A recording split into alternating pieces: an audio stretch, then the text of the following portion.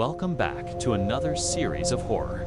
Today's episode has 10 disturbing encounters with shadow figures in Appalachian Mountains. But before we start, make sure to comment where you are listening from and subscribe to the channel for more horror stories. 10 disturbing true encounters with shadow figures from deep Appalachia. Horror stories. Story 1.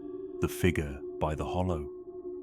I had been hiking all day, following a narrow trail that wound through thick undergrowth, and by late afternoon I came across an old hollow where the creek split the woods. The air was cooler than the valley I had left behind, and the shadows of the trees seemed to grow longer, settling into the ground like dark stains. I decided to camp there for the night, thinking the solitude would be welcome after weeks of crowded trailheads and noisy campers.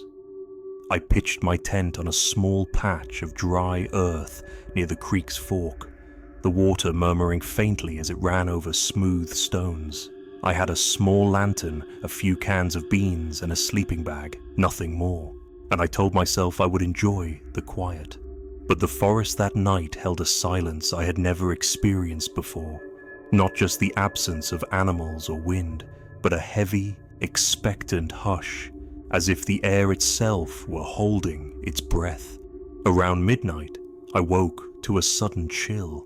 The wind had stopped entirely, and the creek's gurgle seemed muted. I strained my eyes toward the clearing in front of me, and that's when I saw it. A figure standing at the edge of the tree line. It didn't move, but it radiated a presence that made the hair on my arms prick. Its shape was humanoid but wrong, the limbs unnaturally long, fingers stretching almost impossibly. My lantern's dim light barely touched it. The darkness around the figure seemed to swallow every trace of glow, leaving it as a black void, standing perfectly still, watching me. I froze, heart hammering, convinced that if I moved it would vanish. But something told me it wouldn't. It had been waiting. I tried to reason it away, perhaps a stump, a tangle of roots, or an overgrown sapling, but my rational mind failed me when I noticed it shift slightly, the movement fluid and deliberate, almost gliding. I wanted to retreat, to crawl into the safety of my sleeping bag, but my legs felt heavy, unresponsive, as though the ground itself resisted me. Every step I took backwards seemed to drag, my fingers trembling as I reached for the zipper of my tent. The figure did not come closer in the conventional sense. It moved with the air, almost drifting, keeping just enough distance to remain untouchable, yet always at the edge of vision. I could not tear my eyes from it, and yet, the closer I stared, the more impossible its form seemed. The night stretched endlessly, every snap of a twig, every whisper of wind through the bare branches of the hollow made me flinch. The figure remained, immobile, yet always shifting just enough to remind me it was there, aware of me, patient. I dared not turn away, but exhaustion clawed at my consciousness. I tried to close my eyes for a moment, and in the darkness behind my eyelids, it hovered. A black blot against the deepest void, impossibly close and infinitely distant at once.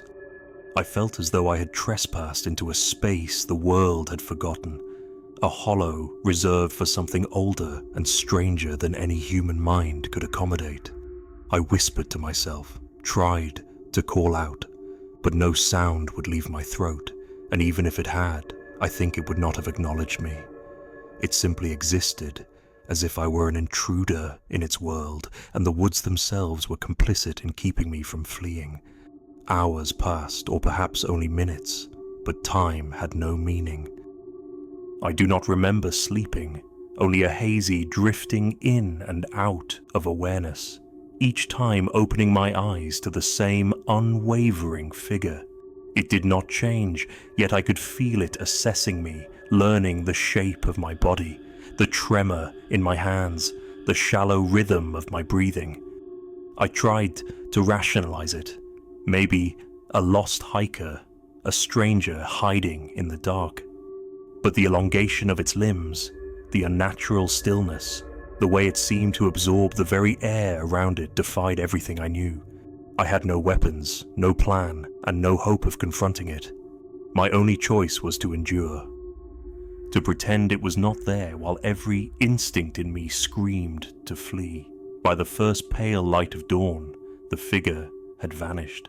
There was no trace, no footprints, no broken branches, no sign it had ever been there at all. Only the empty hollow, the creek whispering as if nothing had changed. And yet I felt altered, as if a part of me had been left behind in the darkness, trapped in the hollow alongside whatever had been watching me. I packed my things hastily, moving with a trembling urgency I could not explain, and I avoided looking back until the forest faded behind me.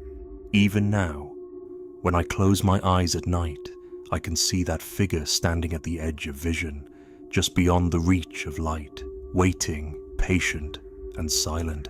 The memory clings to me like a shadow I cannot shake, a reminder that some places hold things older than fear itself, and that sometimes survival does not end with leaving, but with enduring the invisible gaze that follows long after.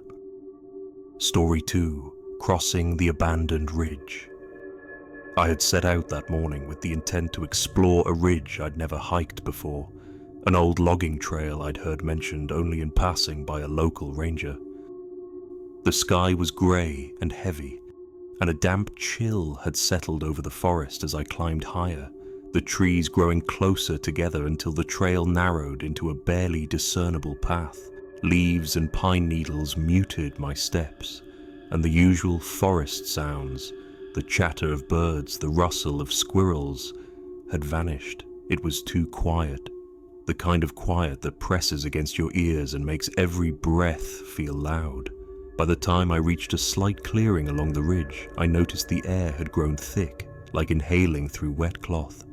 I assumed it was fog rolling in with the elevation, but there was something off about it. It hung unnaturally, clinging to me, seeping into my clothes and hair, carrying a cold that felt heavier than the air itself. I rounded a bend and glimpsed something between the trunks of the pines. At first, I thought it was a trick of the fog, a shadow cast by a leaning tree.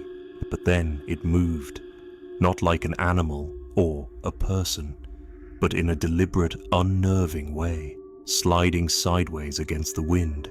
It didn't make a sound, yet I could feel it observing me.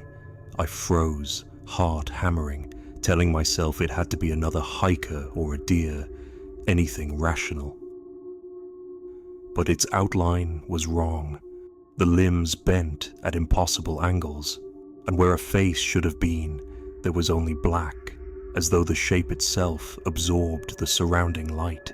Every step I took, it mirrored perfectly. Never too close, never too far. Always there, a shadow tracking me along the ridge. Panic began to claw at me. I tried to break into a brisk walk, then a jog, telling myself I would reach a section of trail I recognized. But the forest seemed to tighten around me. The trees leaned inward, their gnarled branches tangling above like fingers, and the fog followed, thickening as though it were alive. I dared not turn my head, fearing that the figure would vanish only to reappear somewhere closer, and yet my peripheral vision kept catching that same shifting shadow, moving against the wind, always aligned with me. I told myself I was imagining it, that exhaustion and isolation were playing tricks, but deep in my gut, I knew otherwise. The trail began to slope sharply, and I realized too late that I had no clear escape. My legs felt heavy, each step requiring effort I couldn't account for. The ridge curved suddenly, and I caught sight of the drop ahead, a sheer cliff I hadn't anticipated. My chest heaved, lungs burning, and I finally allowed myself to glance back, half expecting the shadow to have closed in, but there was nothing.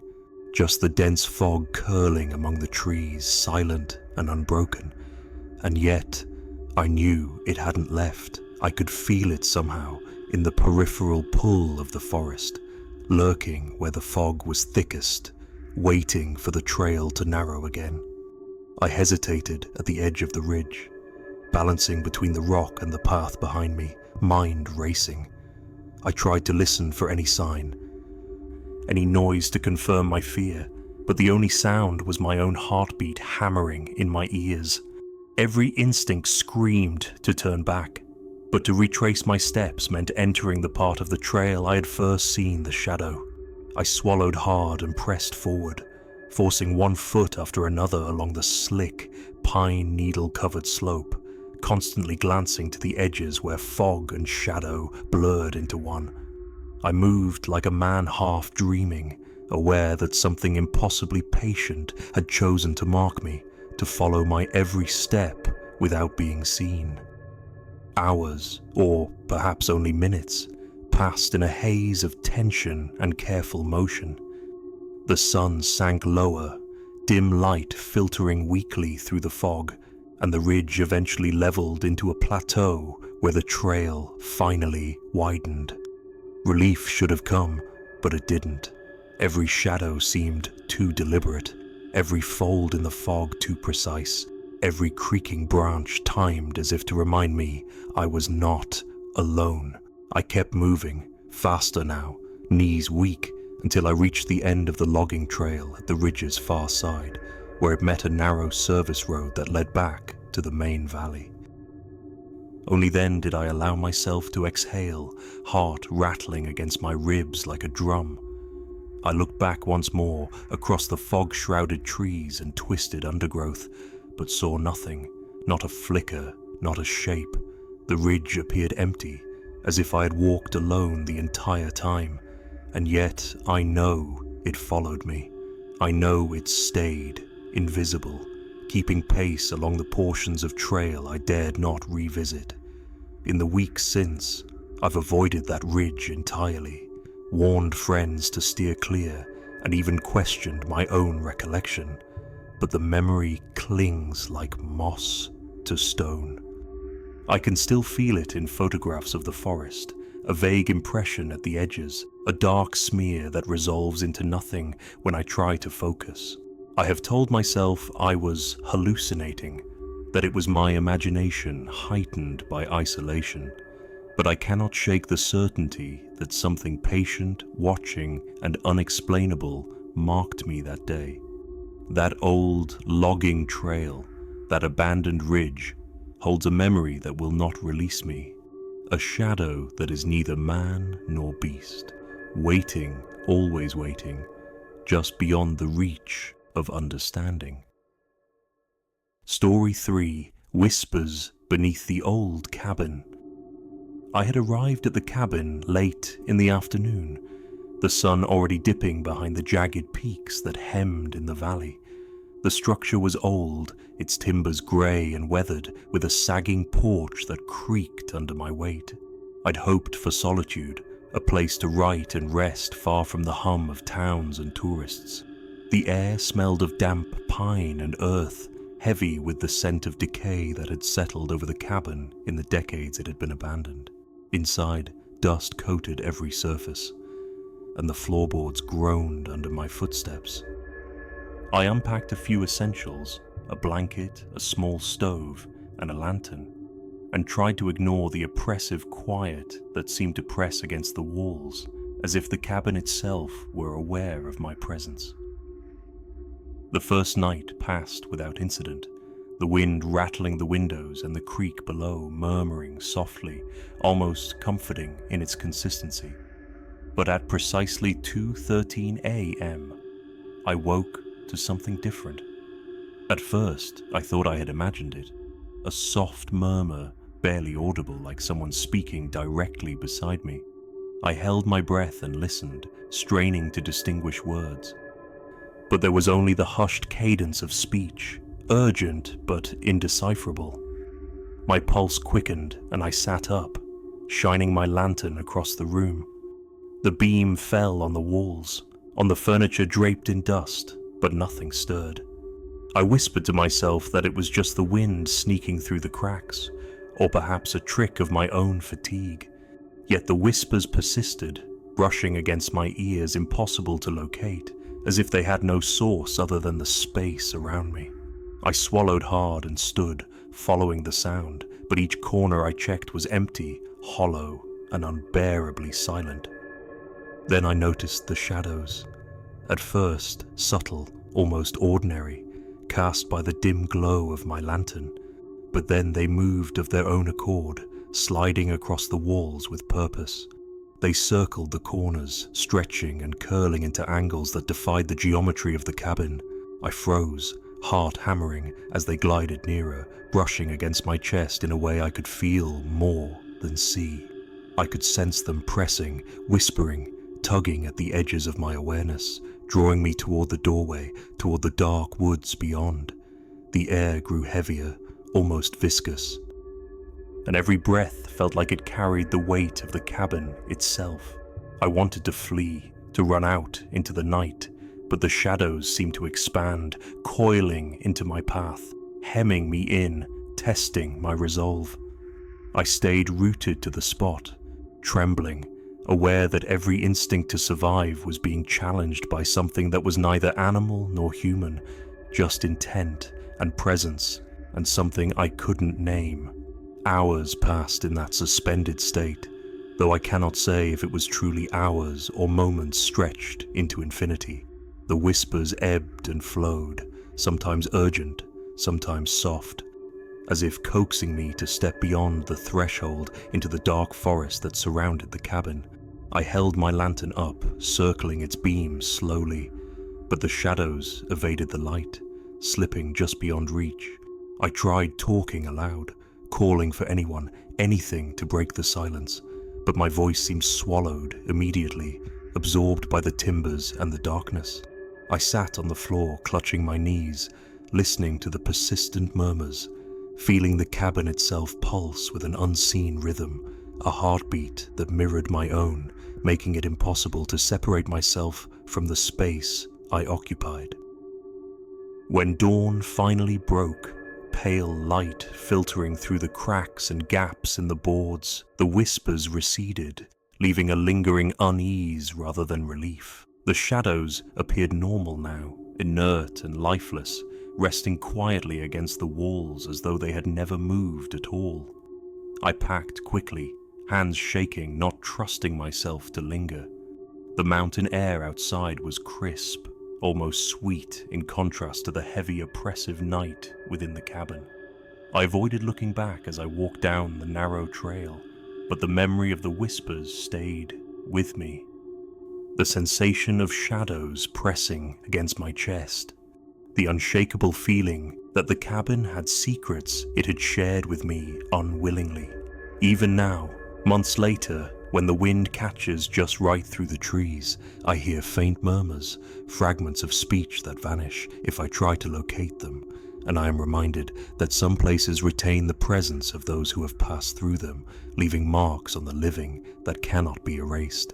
Story 4. The Figure at the Creek Bend. I had gone up to the creek that morning, alone, hoping for a quiet day of fishing. The bend where I liked to set up was tucked into a small hollow, hemmed in by dense pines and the low banks of the water, and it had always felt secluded, almost forgotten. The air was heavy with humidity, and the surface of the creek lay smooth, like glass reflecting the pale morning light. I settled onto a worn log near the edge and began casting my line, listening to the gentle rush of water over rocks, the distant call of a bird somewhere deep in the forest. I felt at peace, or at least I thought I did, until I looked up and saw it, a figure standing motionless in the creek. At first, I assumed it was a fisherman upstream, but as my eyes adjusted, I realized there was something off. Its shoulders were hunched unnaturally, and it didn't shift, didn't respond when I waved or called out. Its shape seemed too still, too deliberate, as if the water itself had molded around it.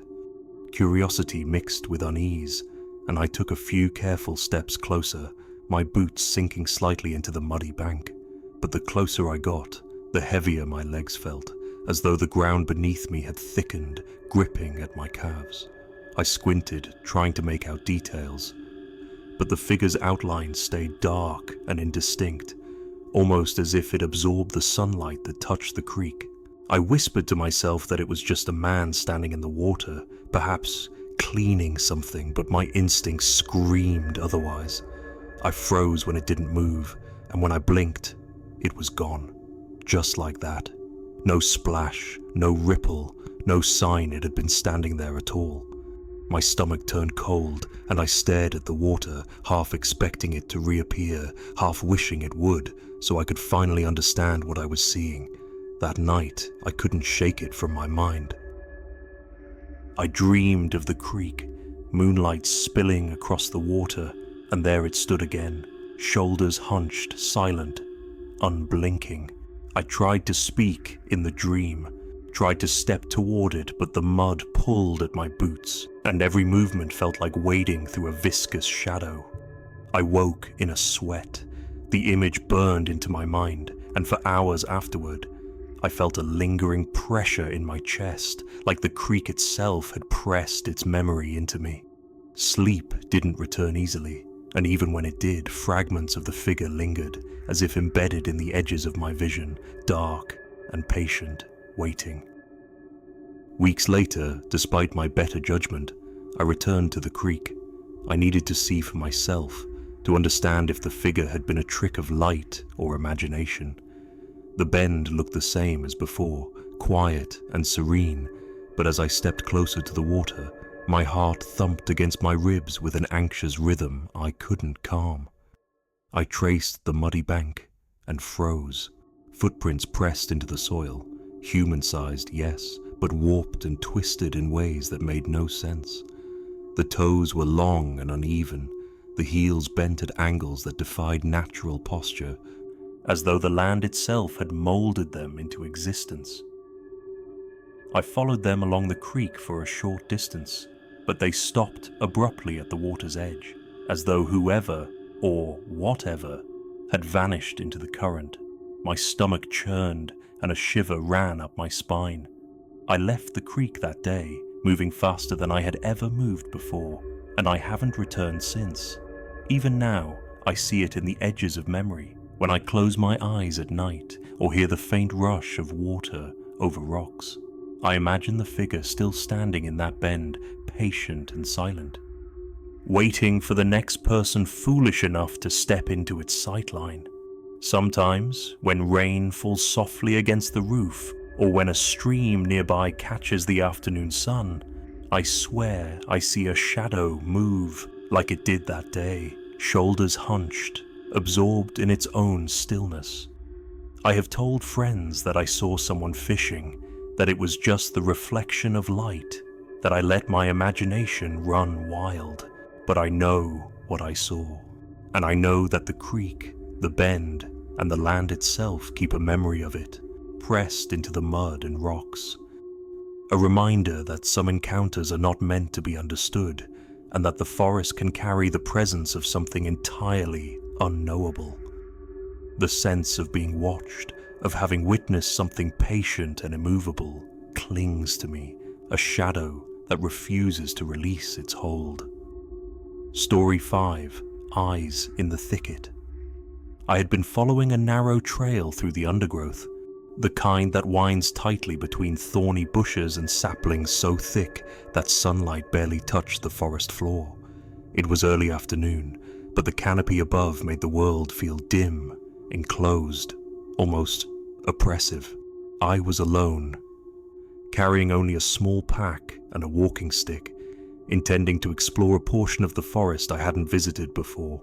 At first, the quiet was soothing, the kind of deep silence that lets you hear the faint scratch of insects on leaves and the distant creak of old branches. But as I moved deeper, I began to feel a presence, a subtle, unsettling pressure, like someone was watching me. I shrugged it off, telling myself it was just nerves, that the mind plays tricks when you're alone in the woods, but the sensation grew heavier with every step. Then I saw them, small glimmers of black. darting between the trunks of trees, too quick and deliberate to be birds or squirrels. I froze, trying to focus, but they never stayed long enough for me to identify them. The first instinct was to dismiss it as wildlife. Yet something about the way they moved made my skin crawl. It wasn't random. They weren't just flitting about. They were following. I could feel the weight of the gaze, not a casual watchfulness, but something sharp, intelligent, and almost malicious, observing every shift in my stance, every hesitation. I slowed my steps, hoping that by walking calmly I might reassure whatever it was, but the awareness of those eyes didn't ease. It intensified, pressing at the back of my neck, crawling along my spine, demanding attention I didn't want to give. I ducked behind a tree, pressing myself against its rough bark, and held my breath, listening. The forest was quiet, deceptively quiet, and yet I could sense the rhythm of something pacing, matching my earlier pace. Never stopping, always just beyond reach. I wanted to call out, to challenge it, but no sound came. My voice felt stolen, as if the forest itself were swallowing it. Every instinct screamed at me to move, but terror held me in place, rooted and vulnerable, like prey aware of the predator's presence yet powerless to flee. The black glimmers flitted again, fleeting glimpses between branches, and I realized with a sinking certainty that they weren't animals. I couldn't tell if they had bodies or faces, only that the intelligence behind those eyes was human, or at least something very like it, and entirely unconcerned with concealment. I began to run, stumbling over roots and undergrowth, heart hammering, lungs burning. The trail twisted and turned, but I barely noticed, consumed entirely by the oppressive feeling of being tracked. Every branch that snapped underfoot, every leaf I brushed aside seemed magnified, echoing through the thicket like a warning, and still I could sense the eyes. They didn't give chase in the conventional sense. They didn't need to. They were patient, hidden, following each movement, and the knowledge of that was worse than any tangible threat. I dared not glance behind me, afraid that even a brief eye contact would confirm the worst of my suspicions. And yet, the sense of being observed was relentless, coiling around me, filling every shadow and hollow space in the woods.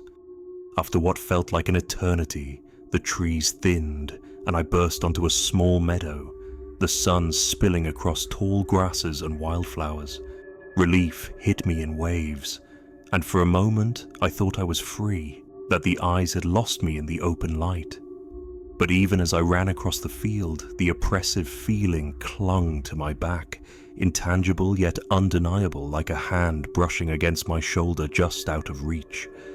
I could not shake it, could not outrun the sensation that something had marked me in those shadows, something patient, observant, and unyielding. I didn't stop until the forest was far behind me, until the warmth of the sun felt like a shield against the unseen weight of those eyes. Even now, the memory lingers. Whenever I pass a wooded patch or hear the rustle of leaves at the edge of a clearing, I feel that same gaze, the echo of glimmers darting through shadow. I try to rationalize it, perhaps wild animals or tricks of light, or my own imagination fueled by isolation. But the certainty I felt in those woods is undeniable. It was no ordinary presence.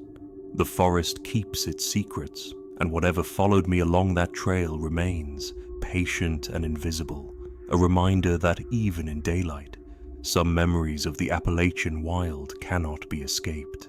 There is a weight to being watched that lingers far longer than the moment itself, and I carry it still, a shadow pressing softly but insistently against the back of my mind.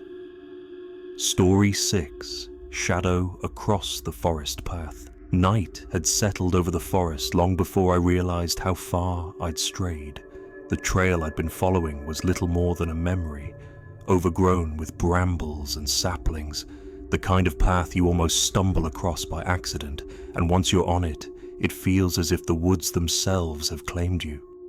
The trees pressed close on either side, trunks thick and gnarled, branches tangled like the fingers of old, watching hands.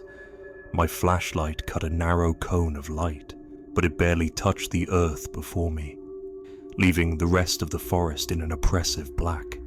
Every sound seemed amplified, the creak of a limb swaying in the wind, the distant rustle of leaves, but there was a wind. There was no animal, not that I could see. The quiet was almost alive, and I began to feel it watching me, weighing me, keeping pace without effort. Then I saw it, or at least, I thought I did. A shadow slipped between the trees, a darkness darker than the night around it, and moved in ways that made no sense. Its limbs stretched and contracted, angles impossible.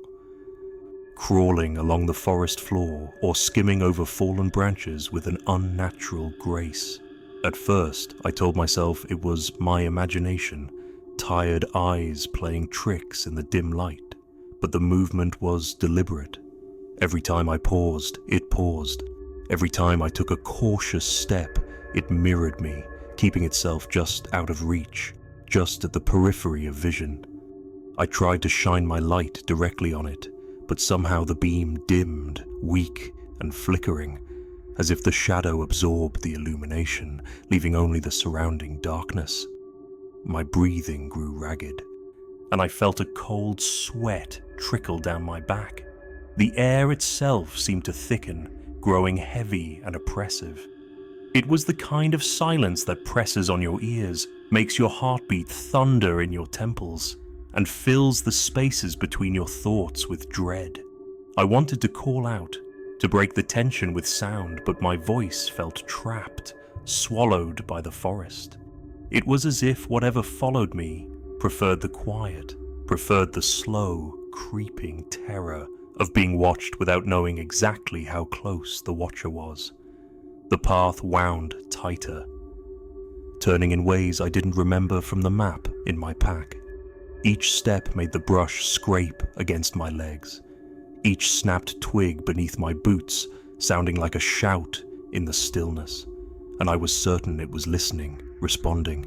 I stumbled once, catching myself on a low-hanging branch, and when I looked up, it was there again, just beyond the reach of the flashlight's weak beam. Its shape seemed to bend, elongate, then compress in impossible angles, moving with a fluidity that should not exist. My rational mind screamed at me to turn and run, to leave this forgotten path behind, but my legs felt leaden. There was a part of me, a small, stubborn part, that wanted to see it fully, to confront whatever had chosen to follow me. That curiosity was a dangerous thing. I realized too late. The shadow seemed to sense it, moving with a slow, deliberate rhythm that mirrored the beat of my heart.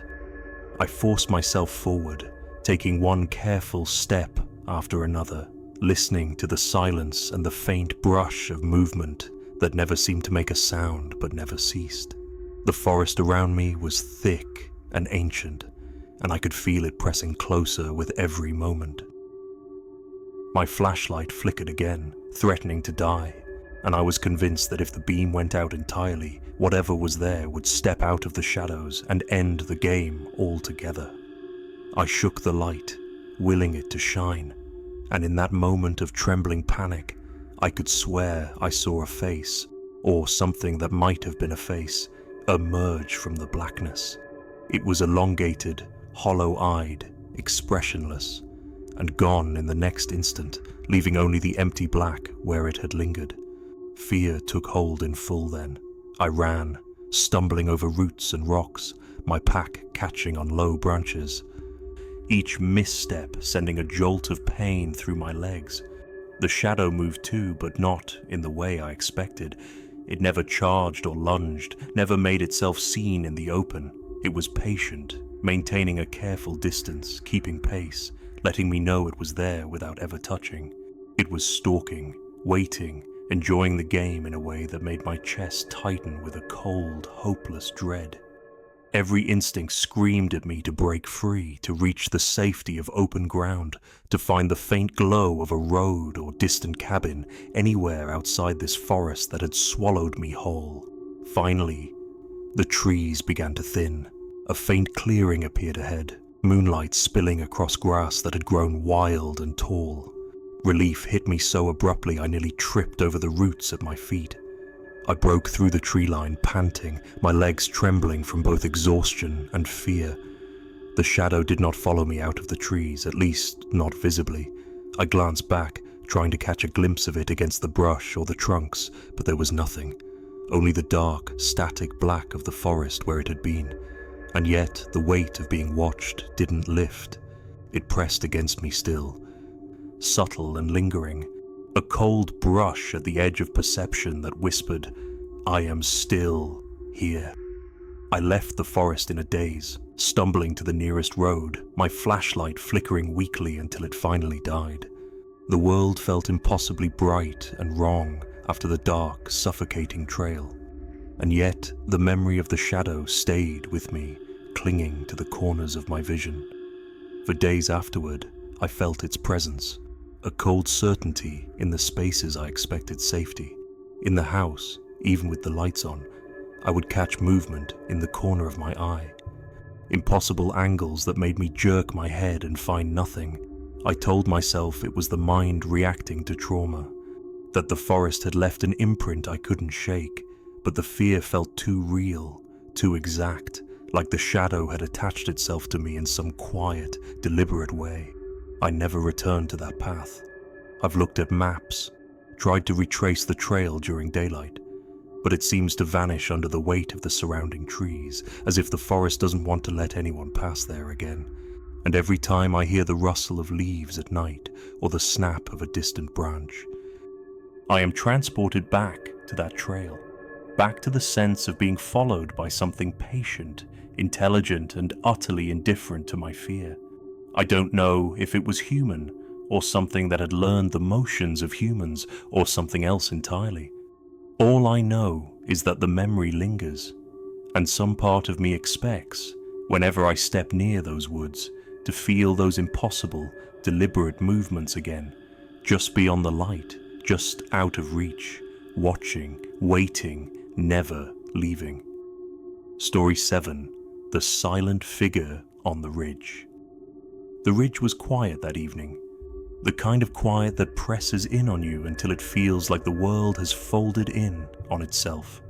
I'd taken the long trail up, winding through the dense pines and the thick, low brush, hoping to catch the sun dipping behind the hollows. The air was sharp with the scent of damp earth and rotting leaves, the last of the summer heat fading into something chill and hollow. I remember settling onto a flat rock, my legs tired and arms sore from the climb, and letting the silence settle around me. That's when I noticed it, first as a shadow against the gold of the sunset. A dark smudge standing unnaturally still at the very edge of the ridge. At first, I thought it was just a trick of the light, the sort of fleeting shape that your eyes make out when the sun is low and everything is long and twisted. But then I realized it wasn't moving. Not at all. It was difficult to make out any details. Just a shape, tall and narrow, shoulders hunched slightly as though it were watching the valley below. Or maybe watching me. I called out, a hoarse, uncertain sound, my voice cracking in the still air, and waved my arms. Nothing. The figure didn't flinch.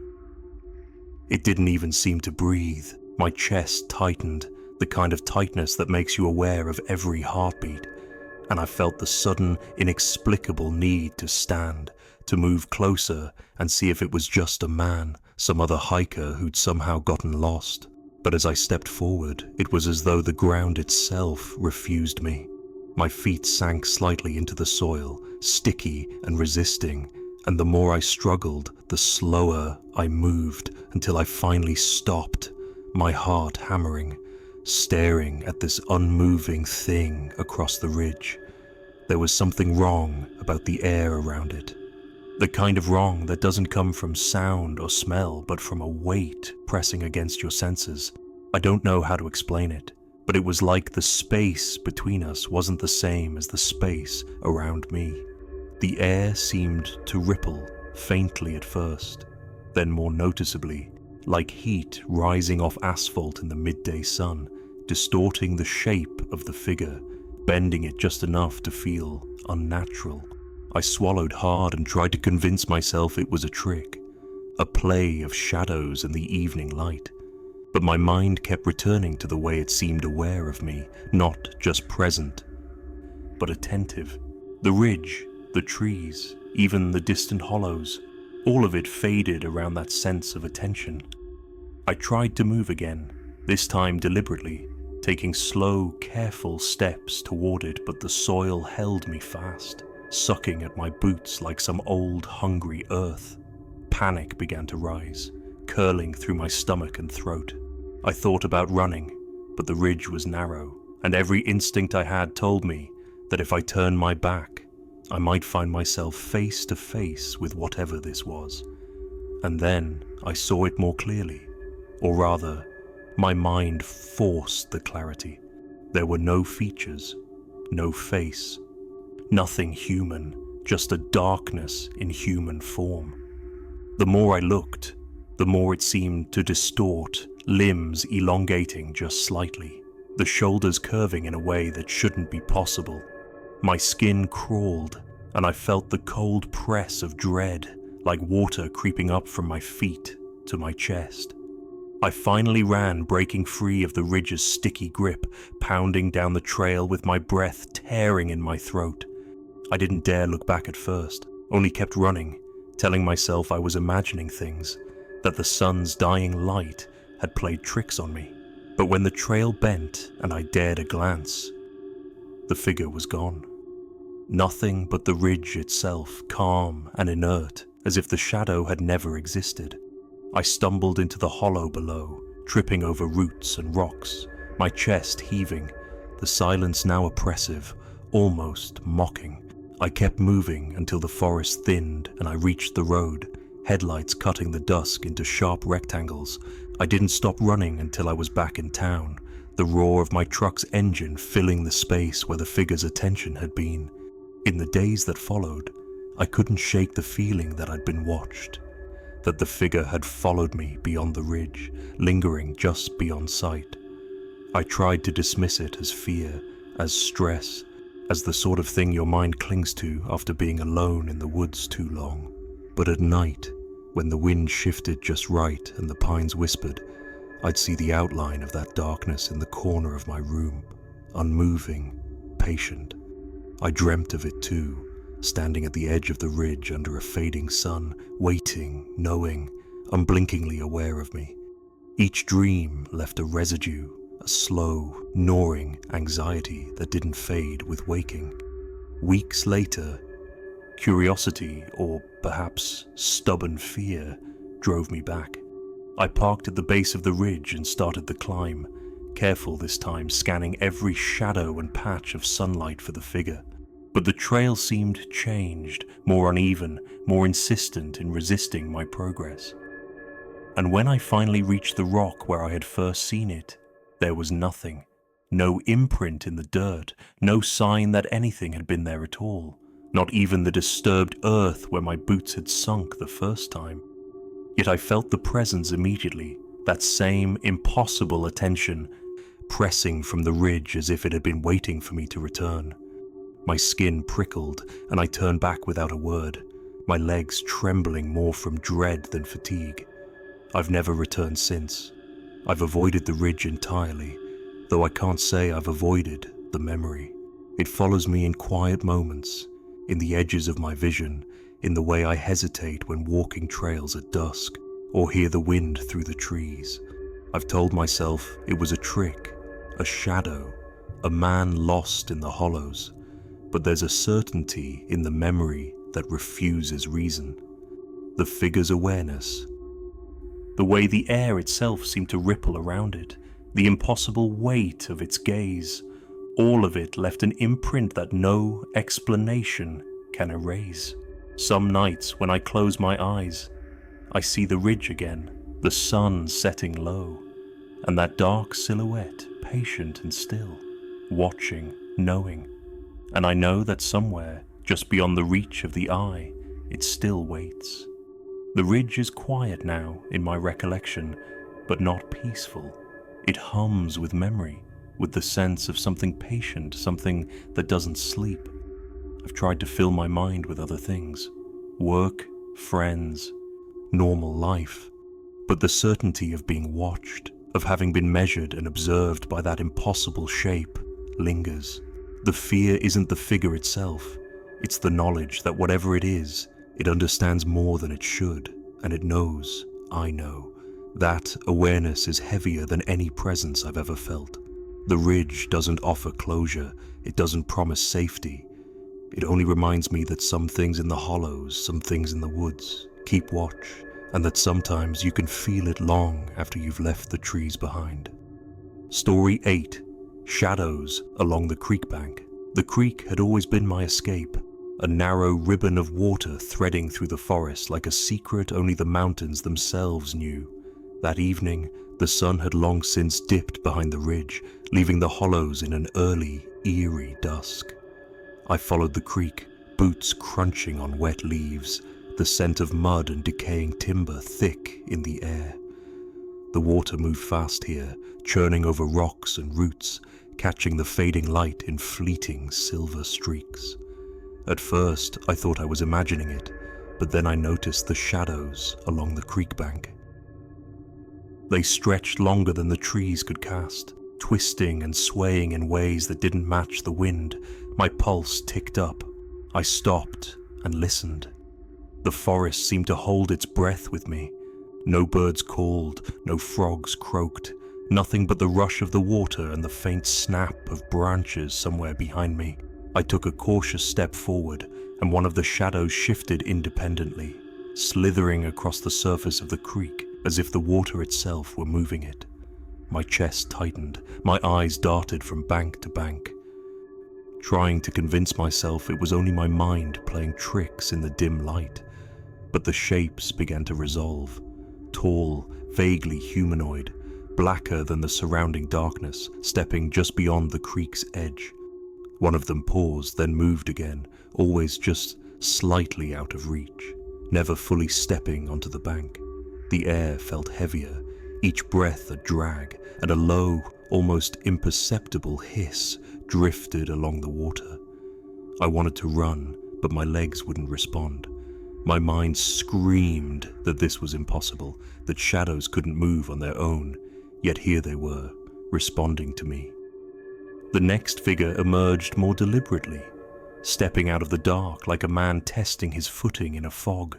Its shape was vaguely familiar, human enough to recognize shoulders and limbs, but its movements were wrong, slow, deliberate, yet somehow wrong, the knees bending at angles that made my stomach turn. I blinked, thinking the exhaustion of the day had drawn some hallucination out of the dark. When I opened my eyes, it was closer. I stumbled backward, tripping over a root, the cold mud of the creek bank coating my hands. The figure paused again, as if considering me, and then melted back into the black, leaving only the faint ripple in the water where it had been. I scrambled to my feet and ran, head down, trying to follow the path I had been so certain of earlier, but the forest had shifted in my absence. Trees loomed where I didn't remember them, and the creek, usually a steady guide, twisted in directions I didn't recognize. Every time I slowed, every time I tried to gather my bearings, I could feel the shadows moving, closing in, staying just at the edge of my vision. I could hear them, or at least, I thought I could, skimming the water, brushing against branches, keeping pace. My flashlight, which I had tucked into my pack earlier, was useless in this half-light. Its weak beam seemed swallowed by the dark, fading when I pointed it toward the creek, and flickering when I tried to illuminate the shapes. Panic set in. I tried to call out, voice cracking and raw, but the sound seemed absorbed by the forest. The water churned in response to nothing, shadows stretching longer, merging with the dark like they were alive and aware. I ran blindly, mud sucking at my boots, branches whipping across my face. My lungs burned, heart slamming against my ribs, and still the shadows followed, slipping along the creek like some kind of malevolent tide. I tried to keep track, to find some marker, a bend in the creek or a fallen tree I recognized, but everything was unfamiliar, warped by the dimming light and the shapes that haunted the water. Then, just as my legs were ready to give out, the forest opened abruptly into a break in the trees. A narrow road, gravel and dust, appeared ahead, illuminated by the last threads of sunlight breaking through the canopy. I collapsed there, chest heaving, mud streaking my arms and face. The shadows were gone, or at least, they were gone from sight. The creek ran quietly beside the road, no ripple betraying what had just happened. I stayed there for what felt like hours, listening for any sound, willing myself to believe it had been a trick of my imagination. But the dread clung to me, even in the sunlight, even surrounded by the familiarity of the road and the distant hum of a car engine. I could feel them in the periphery, clinging just beyond comprehension. In the days that followed, I tried to shake it off, told myself it was fatigue, overexertion, the long stretch of hiking through near darkness. I showed friends where I had been, walked the creek in daylight, but nothing ever replicated what I had seen. Still, at night, I would dream of those shapes stretching unnaturally across water, stepping out of darkness, stopping and melting back.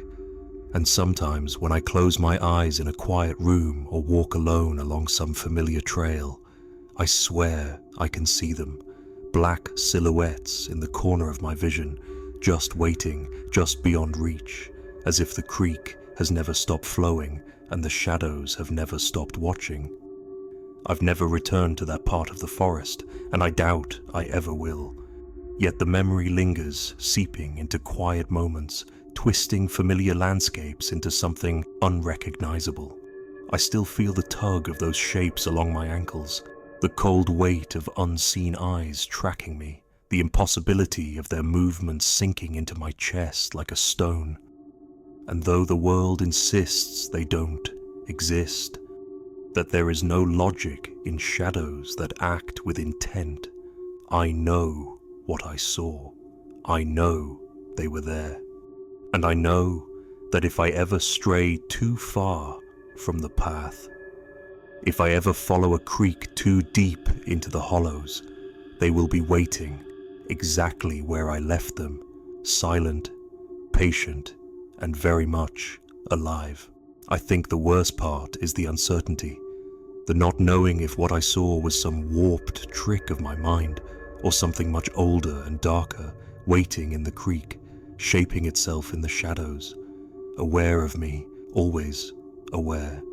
That lingering, impossible certainty is heavier than fear itself, and it has followed me ever since.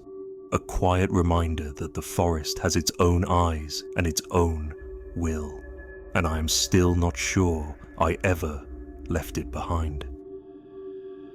Story 9. The Hollow Man in the Pines. I remember the grove like it was alive with something just out of reach, a place where the trees pressed together so tightly that even the wind seemed afraid to enter. I had been hiking a trail I thought I knew, one that meandered through the pines high above the hollows, but something about that day felt off from the start. The sunlight was thin, filtered through the needles in a way that cast everything in uneasy, shifting shadows, and even the birds seemed hesitant to call. I was alone, as I usually was in the backcountry, and I'd taken comfort in that solitude until I saw him, or what I could only call a man, though the more I looked, the less sense it made. He stood perfectly still between two towering pines, the kind of position a deer might take when frozen in the underbrush, but his posture was too upright, too deliberate. His limbs looked unnaturally long and thin, like a sketch someone had hurriedly drawn, and his head was bowed just enough that the shadows swallowed any detail of a face. I stopped where I was, heart thumping in my ears, breath catching. I wanted to convince myself I was imagining it, that the sunlight through the branches was tricking me, but there was something undeniable in his stance, an awareness. I felt it before I even saw him move, a weight in the air, the kind that presses against your chest and whispers that you're being measured, that you're not alone. I told myself to keep moving, to treat it as a stranger on the trail, but my legs felt like they were rooted, as if the forest itself had gripped my ankles. Then he shifted. Not a step, not a stumble, but a subtle lean, a slow, deliberate glide in my direction that made the hair on the back of my neck prickle. I wanted to call out, to make a noise that would shatter the tension, but my voice wouldn't come. I felt as if making a sound would break some fragile barrier and invite him closer. I tried to back away, and my foot caught on a root that jutted from the forest floor like a bone. I hit the ground hard, scraping my palms and knees, and that's when I felt it most. The absolute silence. No wind, no birds, no creek trickling somewhere beyond the trees. Only the subtle shift of the forest, as if it were breathing, holding itself in anticipation with me. When I looked up, he had moved closer, though not by steps that any human could have taken. The space between us had diminished impossibly, like he had simply willed it so. My mind screamed to run, and I stumbled to my feet, flinging myself backward into the thicket of underbrush, branches clawing at my jacket, roots twisting underfoot. I ran blindly, forcing myself to push through the dense grove, trying to put anything between me and that figure. Every time I glanced back, the pines behind me seemed empty, but I could feel the weight of eyes, or perhaps just presence, tracking me. The air felt different here, colder, heavier, charged with something unnameable, and every shadow seemed to stretch toward me, clinging to my vision. I tripped again, my hands digging into the pine needles and dirt, and when I finally turned my head to orient myself, he was gone. Not hiding, not crouched, gone, as if the forest had swallowed him, or worse, as if he had never been fully there in the first place. I made my way out of the grove, breath ragged, body shaking from both exertion and some deep, gnawing terror that I couldn't explain. When I emerged into the open, I half expected to see him waiting at the edge of the ridge, but there was nothing. Just sunlight spilling over the hollows, birds calling cautiously, the forest settling back into the ordinary world I thought I knew. But it wasn't ordinary anymore. Not really. Even as I walked down the trail, the memory of that figure, the sensation of being silently measured and pursued, lingered with me. It was in every whisper of wind through the trees, in every dark corner of shadow I passed. That night, back in my cabin, I could still feel the forest pressing against the walls. The fire in the hearth offered no comfort, and the familiar creaks of the old structure sounded too deliberate, too attentive. Sleep came in fits, punctuated by the memory of those impossibly thin limbs gliding across the ground, of that hollow space where a face should have been. I dreamt of the pines bending toward me, their needles sharp and insistent, the forest alive in ways I could not name. I woke to the sensation of someone, or something, standing at the edge of the clearing just beyond the cabin window, silent and still, staring. Of course, nothing was there, only the long shadows cast by the moon. But the certainty lingered that it had been watching. In the weeks after, I avoided the grove entirely, sticking to well-worn trails, though even then, I felt the presence of that hollow figure in the peripheries of my vision. A shifting shadow in the corner of my eye, a stretch of trees that seemed too aligned, too deliberate in their spacing. Sometimes, when the wind caught the pine needles just right, I could swear I heard movement, faint but purposeful, like someone pacing through the grove. Friends told me I was imagining it, that isolation in the backcountry played tricks on the mind. And I wanted to believe them, but every instinct, every flicker of memory tells me that it wasn't imagination. Something was there, something that watched, that measured, that waited. Even now, months later, I find myself hesitating at the edges of the pines on my hikes, sensing before I see that same hollow awareness. I don't know if it follows me or if I carry it in my own mind, but the terror isn't in sight. It's in the certainty that it exists beyond it, and the thought that somewhere, just beyond reach, something with impossibly long limbs and a face lost in shadow waits in silence is enough to keep me from returning to that grove, and perhaps enough to haunt anyone who knows the hollows as I do. The fear never truly goes away. It mutates into a quiet, enduring knowledge that some parts of the forest are not meant for human presence, that some figures linger just beyond the boundary of comprehension, patient, silent, and impossibly still. I'll never walk that trail again, but I can still feel the eyes, the measure of me, the presence of something that shouldn't exist and yet undeniably does, haunting the edges of memory and shadow, waiting in the pines. Story 10. The Last Shadow at Dusk. The sun was dipping low behind the ridges, painting the hollows in shades of burnt orange and violet, and I was heading back to my cabin after a long day, hiking the trails I'd come to know well. The forest was quiet in that way that feels both peaceful and wrong at the same time, the kind of stillness that presses against your ears and makes you aware of every tiny sound, your boots crunching dead leaves, a crow cawing in the distance, the faint crackle of pine needles beneath my fingers when I brushed past them. That's when I saw it. At first I thought it was just a trick of the fading light, a long shadow stretching from a tree. But as I adjusted my eyes, the shadow resolved into something more definite. It stood at the edge of the clearing, just beyond the last row of pines, and it had a shape that suggested a person. Tall, vaguely humanoid, but it didn't move, not a twitch of limb or flicker of head. There was a stillness about it that was wrong, unnatural, like the air itself held its breath. I stopped, frozen, my stomach knotting. Even the wind seemed to die down around it, as if the world had paused in anticipation. My rational mind tried to argue with me, telling me it was probably just a tree stump or some low-hanging branch, but everything inside me screamed otherwise. I wanted to turn and run, to put distance between myself and whatever it was, but an uncomfortable curiosity held me there. I took a cautious step forward, then another, my eyes never leaving that dark form. As I moved, the temperature around me dropped. The sort of sudden cold that creeps into your bones and makes your teeth chatter without warning. The forest felt different, quieter, heavier, as if the shadows themselves had weight. I realized then that it wasn't a shadow in the ordinary sense. Its edges weren't jagged or fuzzy like the rest of the fading day.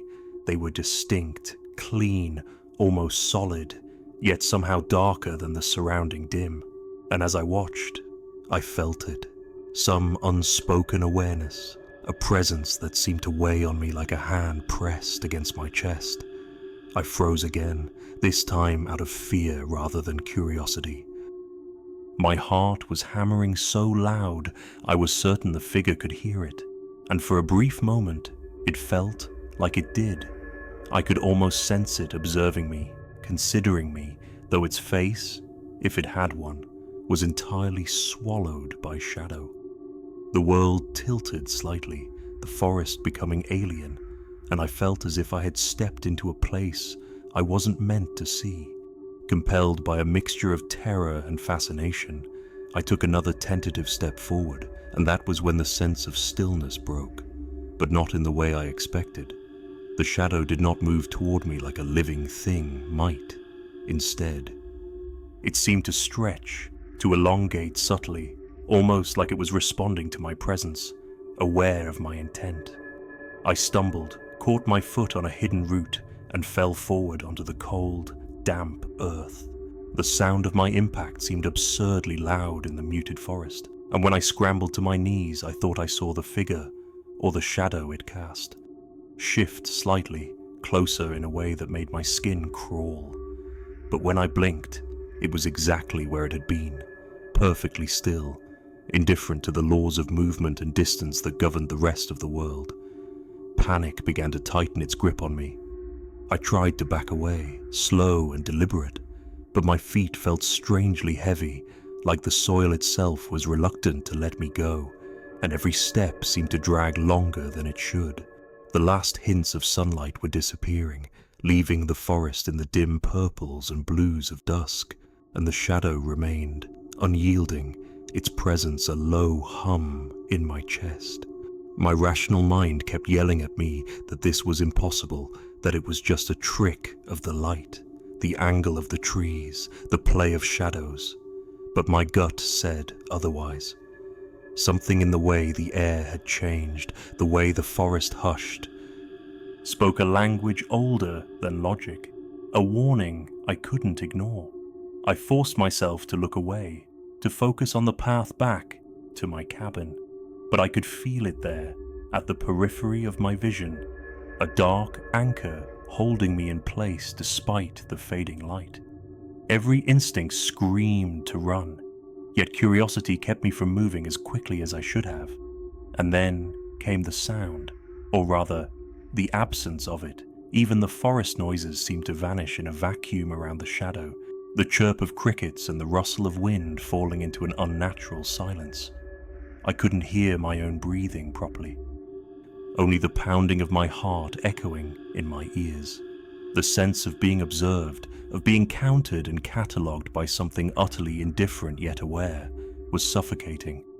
My hands shook, and when I tried to reach for the cabin door in the distance, my limbs felt leaden, as if gravity itself had thickened. Finally, I gave up on restraint and bolted. I ran blindly, tripping over roots and branches, skin scratching on bark, heart thundering in my chest. The forest seemed to stretch endlessly, turning familiar trails into a labyrinth. Shadows clung to me, but none moved like the one I had seen. And then, in a moment when I dared a glance back, I expected it to be gone, dissipated with the last light. But no, it wasn't there, not physically, yet I could feel it, an imprint of awareness, lingering where it had been. The sensation was almost worse than seeing it, the idea that something had watched me, waited, perhaps even known what I would do next.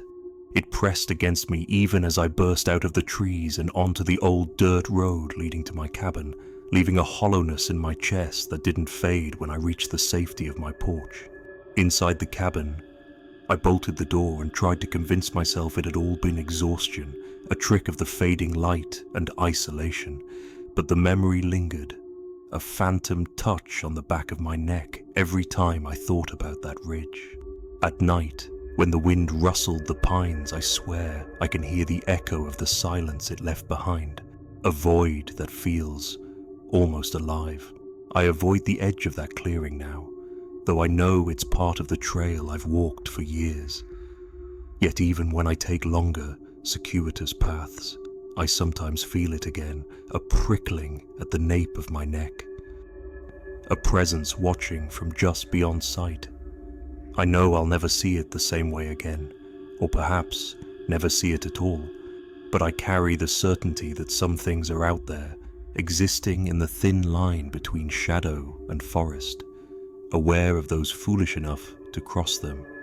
It's not something I can explain, and the forest offers no reassurance. Only that same eerie stillness that waits for anyone who lingers too long at the edge of daylight, reminding me that the world can harbor awareness far older, far stranger than I am prepared to understand. Even now, months later, I feel it. Not as a figure, not as a shadow, but as a truth I cannot undo. That some things are never meant to be seen, and some presences once glimpsed never entirely leave you.